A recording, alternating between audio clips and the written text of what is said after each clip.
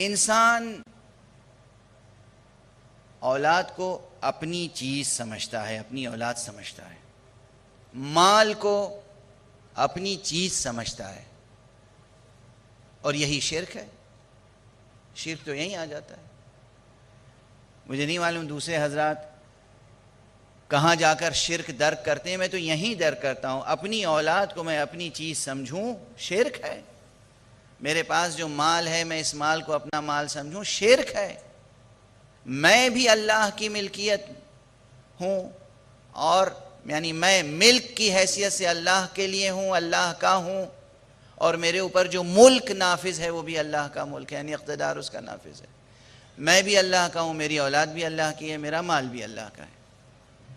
اور انسان دوسری بات یہ کرتا ہے، یہ پہلا شرک ہے کہ وہ مال اور اولاد کو اپنی چیز سمجھتا ہے۔ دوسرا شرک کہ وہ اس مال کو اولاد کی تربیت پہ خرچ کرتا ہے اور اولاد سے امید لگائے رہتا ہے کہ ہمارے بڑھاپے میں یہ ہمارا سہارا ہوگا۔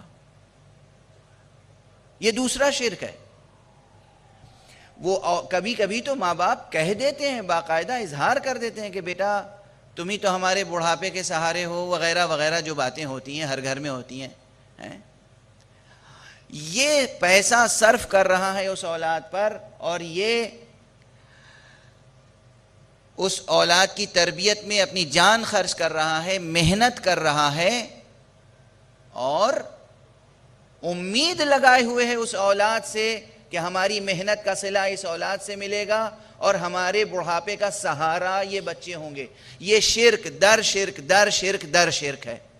تو ان کا پھر توحید کہاں سے ہے؟ میں نے کہا توحید یہ ہے، اسی تربیت اولاد کے مسئلے میں توحید یہ ہے کہ آپ مال کو اللہ کی امانت، اللہ کی دی ہوئی نعمت سمجھیں، اولاد کو اللہ کی دی ودیعت کی ہوئی امانت سمجھیں، اس نعمت کے ذریعے سے اس امانت کی تربیت کریں۔